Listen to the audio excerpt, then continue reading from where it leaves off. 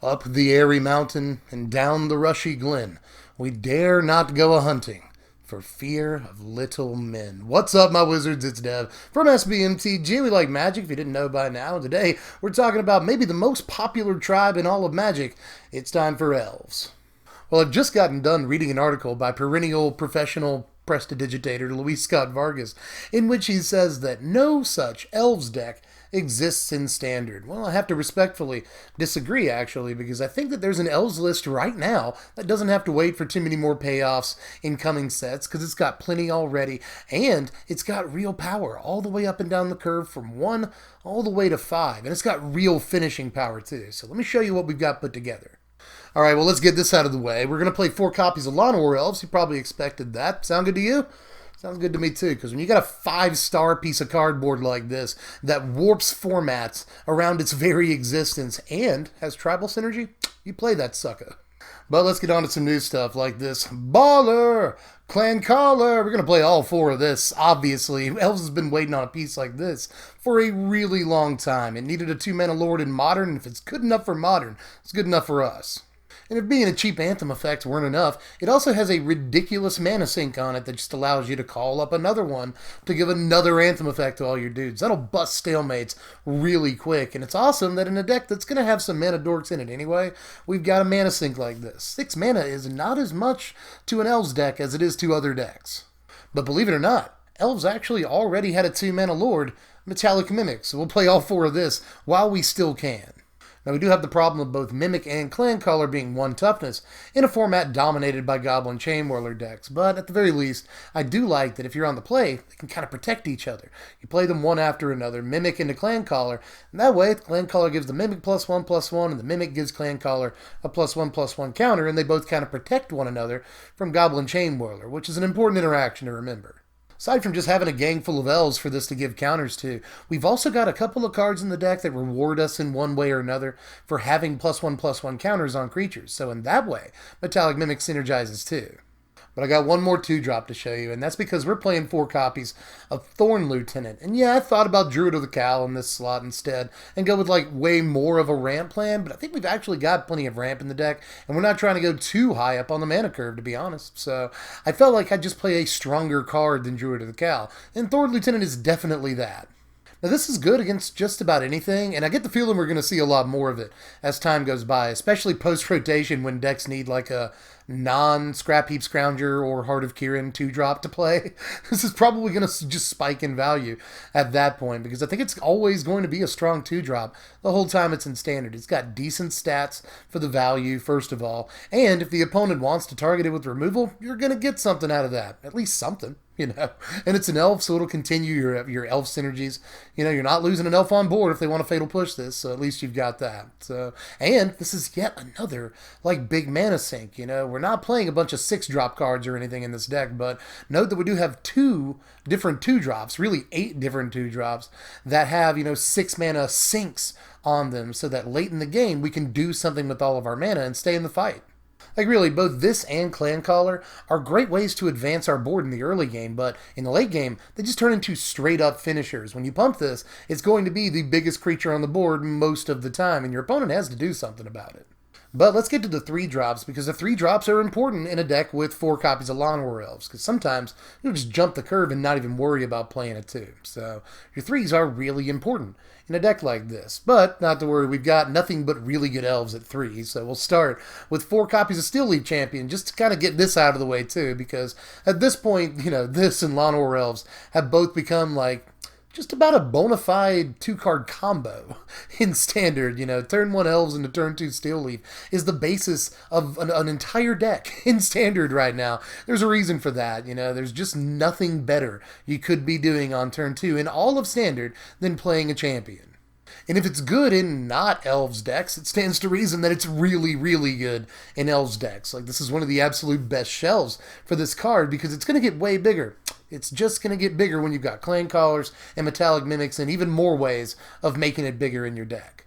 But moving on, we're also going to play 3 copies of Marwyn the Nurturer, who is so important to the deck that at one point there were all 4 copies in there, but I still felt like in the end we needed to cut it down to 3 because 4 just didn't feel right, and you don't want her gumming up your hand too much, especially when you've already got a Marwyn doing work for you on the battlefield.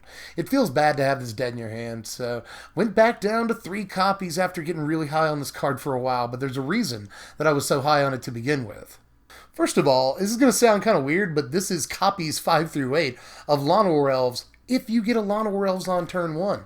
A popular playline in Standard has just been the double Llanowar Elves start. Turn 1 Llanowar Elves, turn 2 Llanowar Elves, and a 2-drop. Well, in this deck, we can just go turn 1 Llanowar Elves, turn 2 Marwyn if we didn't get another Elves. And at this point, it's another way of making 5 mana as early as turn 3, which is really important in this deck because our 5-drops are premier finishers. So just for that reason, I like Marwyn, but if you make her power any more than 1, which is going to happen like literally every game, that she sticks around for more than 1 turn, she becomes very dangerous. Over multiple turns, she can turn into your biggest creature by far, or she can just tap for all of the mana. All of it you could ever need, tap 1 Marwyn, and suddenly you're activating Thorn Lieutenant or Elvish Clan Caller and then go and get another copy of that at the end of your opponent's turn, or during an opponent's combat even, So Marwyn is just unbelievable. She makes all the mana, and sometimes she's the biggest creature on the battlefield. This is one of the best pure Elves payoffs we can play. Let's play 3. Also worth noting, by the way, that she synergizes pretty well with Metallic Mimic. Mimic turn 2 and Marwyn on turn 3, and suddenly Marwyn can tap for 2 mana on your next turn. That's not too shabby, but she also synergizes pretty well with the 3 copies of Rishkar that we're playing. And Rishkar synergizes well with Metallic Mimic. You see what we're doing here? It's all falling into line. This is just really good, period, though, and is yet another way of protecting your creatures when you're on the play, at least, from a Goblin Chain Whirler. And of course, you've also got the option of putting a counter on it and a Thorn Lieutenant and other stuff that doesn't usually tap for mana, and then suddenly you're just going huge on the next turn and casting big stuff. So just everything Rishkar does is good. It's going to really suck to lose this. This is one of the best Elves in Standard, hands down. But to finish off the creatures, the only non-elf in the entire deck, unless you want to count Metallic Mimic, which is sort of an elf. But anyway, I digress. We're going to play 3 copies of Verdurous Gearhulk in here. This thing is down to less than $1 right now, and I know it's going to rotate in like 3 months, but you probably got a couple of copies lying around anyway. And it's ridiculous in this deck where we're playing, a creature on curve every turn if we can help it, and sometimes multiple creatures on curve leading up to this. So when we finally get it down, it can distribute counters, or it can make 1 or 2 creatures really, really big. Plus, it's got extra synergy with Marwyn and Rishkar. It can put counters on a bunch of creatures, and if you've got a Rishkar in play, suddenly you can tap for another Verdurous Gearhulk or something. That happens. Or you can just put all the counters on a Marwyn, and suddenly you can tap her for another Verdurous Gearhulk. So this is just unbelievable with a couple of specific elf legends that we're playing, but it's also good to play with a deck that can play it on turn 3 occasionally, and that has a lot of little creatures that could stand to get much bigger. But believe it or not, we have actually left ourselves some room to play some non-creature spells in this deck. So let me talk about those real quick, starting with the most important non-creature that we're playing. That's the 3 copies of Vanquishers Banner. This is our other big finisher.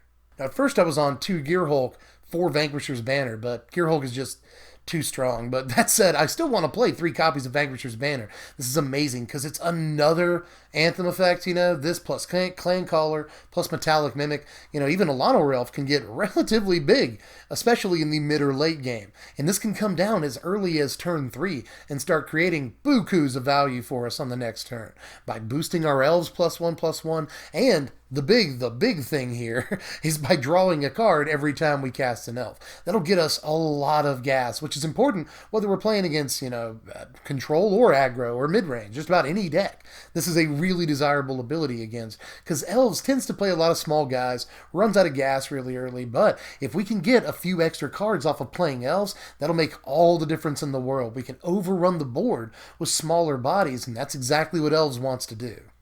But we just got a couple of cards to clean things up in the main deck with, so I'll start with the 2 copies of Aethersphere Harvester that's in the main. This might look a little funky, but we do have lots and lots of creatures that can crew it, and we need some presence in the air. If we just don't have anything in the skies at all, we're going to get run over by pretty much any deck that has big flyers, or even small flyers, for that matter.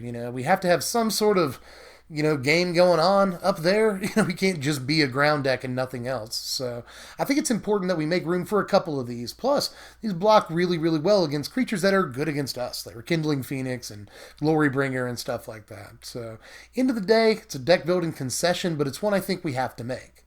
And let's finish it off neatly here with a garnish of 3 copies of Blossoming Defense, because we can still play this card, and we really ought to while we still can. We're trying to protect Marwyn, especially once she gets big, and a couple of other key creatures in the deck, like Elvish Clancaller is another good example. Metallic Mimic and Blossoming Defense is a huge part of being able to do that. And here's our lands right here, keeping it simple. We're going to play Hash Up Oasis while we still can.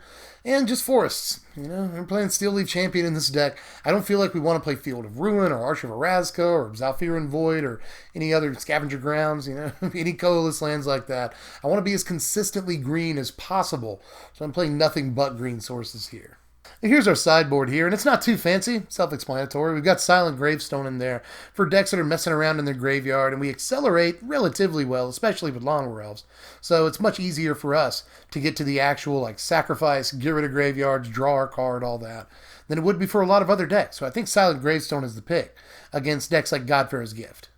There's also Heroic Intervention. That's in there against sweepers like Fumigate, but we're not seeing as many of those nowadays, to be honest with you. Mostly seeing black-red decks and stuff, so I'm not really as high on Heroic Intervention as I have been in the past, but it's still pretty important against big sweepers like Fumigate, so I'm going to run at least the 1 copy of it in the board.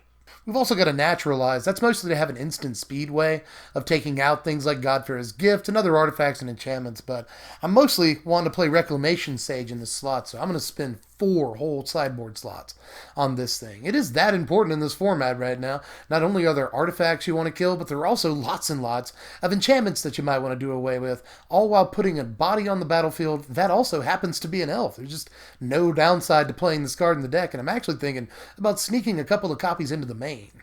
You also see the Lifecrafter's Bestiary in the deck. I picked this over Shaper's Sanctuary, mostly because I think it's going to draw us more cards over the course of a game. We've got a lot of creatures, and a lot of them are lower on the curve and don't cost that much to cast.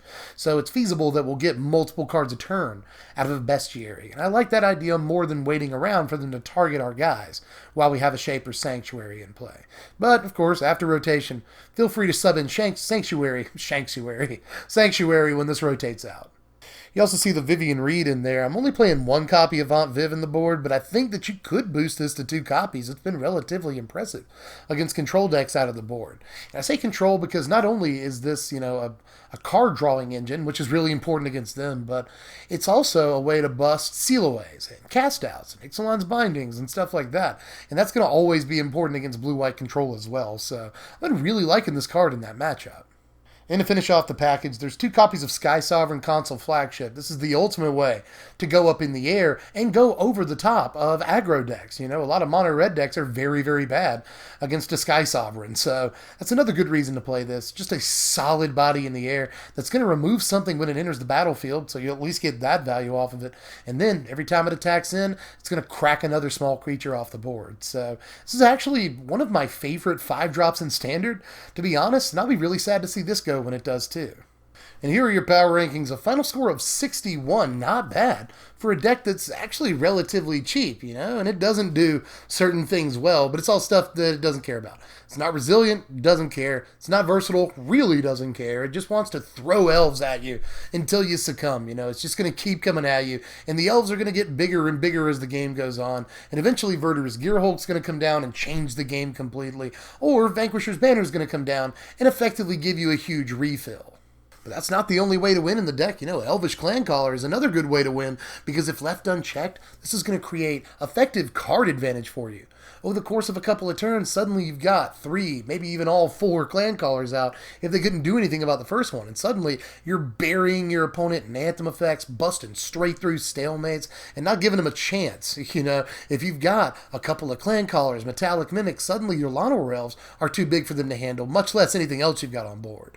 And if that's not good enough, there are going to be some games where you just go Lawnmower Elves, Steel Leaf Champion, double Clancaller on the next turn, and oops, you win no matter what, almost. So there are also games where that happens, and you just win off of super strong starts that are also available to this deck. So this thing has a lot of roads it can go down, but again, they all lead to beating face with a bunch of elves. which is exactly what Elves players want to be doing, ostensibly. So I hope you guys like this one.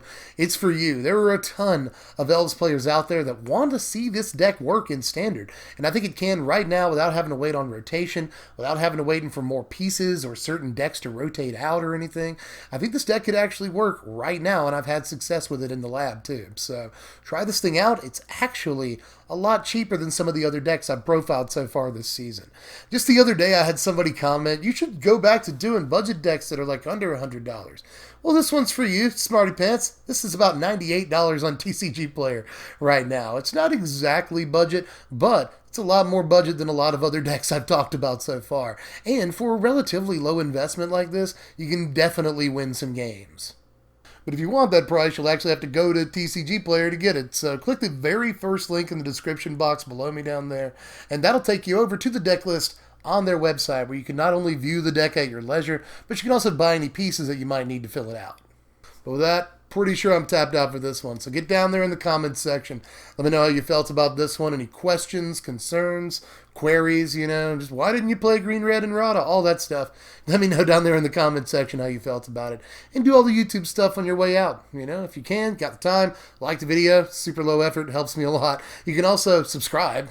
Haven't done it yet, it's probably the time. Make sure you ring the bell for the notifications too, though. And follow me on Twitter at SBMTGDev. Aside from that, you got $1 a month to spare. Help the channel out. I'll definitely appreciate it. Just click the Patreon link in the description. That'll take you over to patreon.com/SBMTG, where if you donate $1 a month, I'll let you know what decks we're doing the day before we do them. And you can participate in polls to determine what decks we're even doing next in the first place. So get on over there if you've got $1 to spare. But that's it for this one. I hope you guys enjoyed Elves, and I'll catch you cats later. I'm Deb from The Place. Thanks for watching, my wizards. Spread love and be kind.